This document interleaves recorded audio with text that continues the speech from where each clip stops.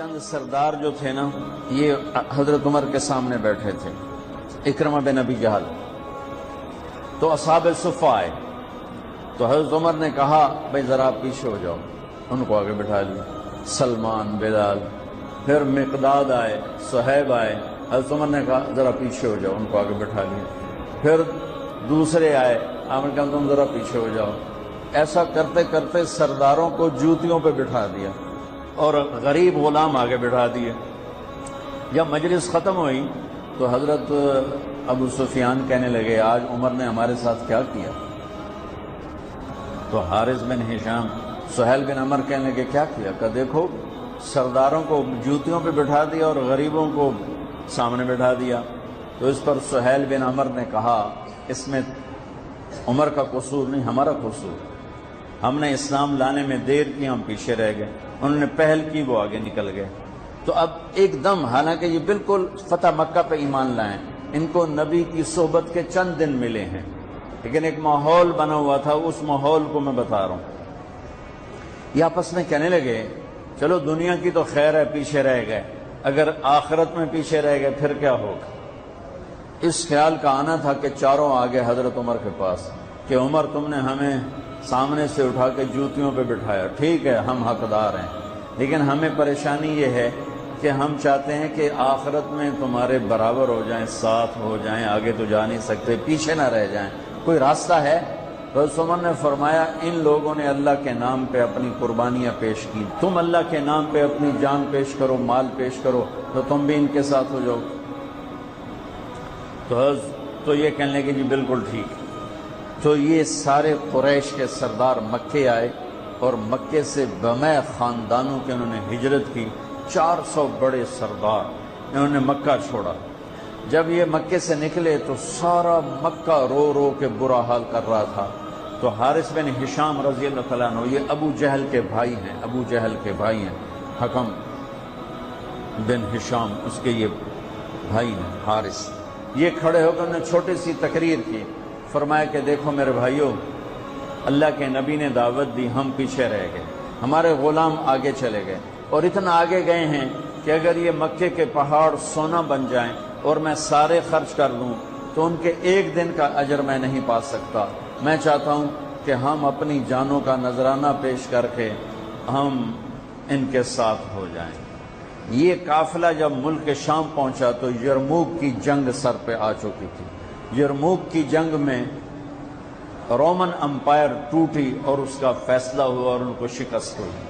اس میں 3 لاکھ کا لشکر تھا رومن امپائر کا، اور صحابہ کا لشکر تھا 30,000، تو 10 گنا بڑا لشکر تھا۔ تو 9 دن یہ جنگ چلتی رہی کہ یہ لوگ وہاں پہنچے۔ تو ایک دن ایسا ہوا کہ لڑتے لڑتے صحابہ کے قدم اکھڑ گئے اور اہل ایمان دبتے دبتے دبتے اپنے خیموں تک پہنچ گئے، رومی ان پر چڑھ کے آ رہے تھے، چڑھتے آ رہے تھے، اور ان کے حوصلے پست ہو رہے تھے کہ حضرت اکرمہ بن ابی جہل انہوں نے ایک دم اپنے سر سے لوہے کی ٹوپی کو اتار کے پھینک دی اور اپنی زرہ بھی اتار دی اور اپنی تلوار کی نیام کو بھی توڑ کے پھینک دیا، اور ہاتھ بلند کر کے کہ کوئی ہے میرے ہاتھ پر بیعت کرے موت کی کہ یا اللہ اس ایمان والوں کو فتح دے گا یا ہماری قبریں یہاں بن جائیں گی۔ تو خالد ابن ولید اور اکرمہ بن ابی جہل قریبی رشتہ دار ہیں، تو خالد ابن ولید نے حضرت اکرمہ کا ہاتھ پکڑ لیا، کہا کہ نہیں میں تمہیں ایسا نہیں کرنے دوں گا، ہمیں تیری ابھی ضرورت ہے۔ تو انہیں ایسے ہاتھ جھٹکے سے چھڑا کر کہا الیک عنی، الیک عنی کا ویسے ترجمہ تو ہے دفع ہو جا، الیک عنی دفع ہو جا۔ وہ آپس میں رشتہ دار بھی ہیں، صحابہ بھی ہیں، یہ کہہ سکتے ہیں، تو میں صرف ان کی لفظ کا ترجمہ کر رہا ہوں، الیک عنی دفع ہو جا، خالد پیچھے ہٹ جا، با ادب ترجمہ خالد پیچھے ہٹ جا۔ کیوں؟ کہا میں اور میرا باپ ساری زندگی اللہ کے نبی کی دشمنی کی اور ان کے خلاف لڑتے لڑتے لڑتے زندگی گزار دی، آج اس داغ کو دھونے کا دن آیا ہے، آج میں اپنی جان دینا چاہتا ہوں تاکہ میرے دامن پر جو اللہ کے نبی کے ساتھ جنگ کے دھبے ہیں ان کو میں دھو دوں، لہذا میں تیری بات نہیں سنوں گا۔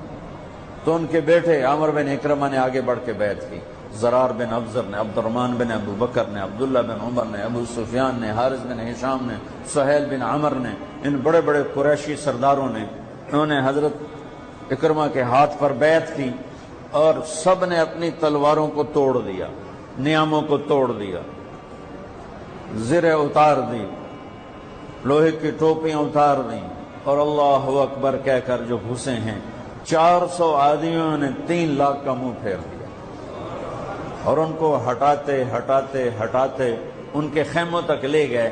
لیکن اس سفر میں ان 400 میں چند ہی بچے، باقی سب شہید ہو گئے۔ اور جب رومیوں کے قدم اکھڑ گئے تو حضرت خالد ابن ولید بھاگے، گھوڑے کو دوڑایا اور پیچھے کی طرف آئے کہ وہ دیکھ رہے تھے کہ اکرمہ بھی گر رہا ہے، عمر بھی گر رہا ہے اور فلاں بھی گر رہا ہے، فلاں بھی گر رہا ہے۔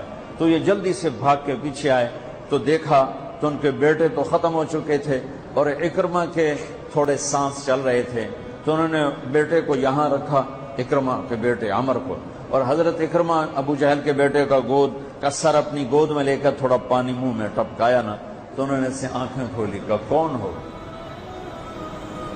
کہا میں خالد ہوں۔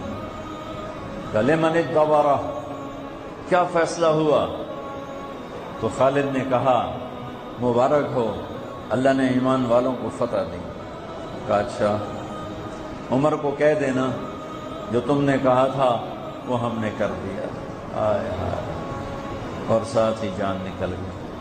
تو خالد ابن ولید کے ایک دم آنکھوں میں آنسو آئے اور انہوں نے غصے سے کہا کلا زعم ابن الحنتمۃ اللہ نستشہد۔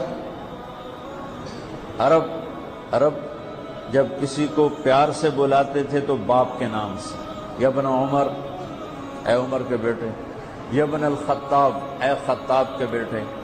عزت محبت سے بلانے کے لیے باپ کا نام آتا تھا، اور غصے میں بلانا ہوتا تھا تو ماں کے نام سے، یا ابن سمیہ، یا ابن الحنتمہ۔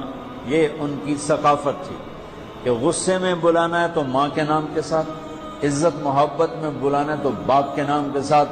یہاں خالد ابن ولید کو عمر پہ غصہ چڑھا ہوا ہے، کلا زعم ابن الحنتمۃ اللہ نستشہد۔ اب خطاب کا بیٹا عمر بن خطاب، یہ نہیں کہا خطاب کا بیٹا، حضرت عمر کی ماں کا نام لے کر کہا کہ اب حنتمہ کا بیٹا یہ نہیں کہہ سکتا کہ ہم نے اللہ کے نام پر اپنی جانوں کا نذرانہ پیش نہیں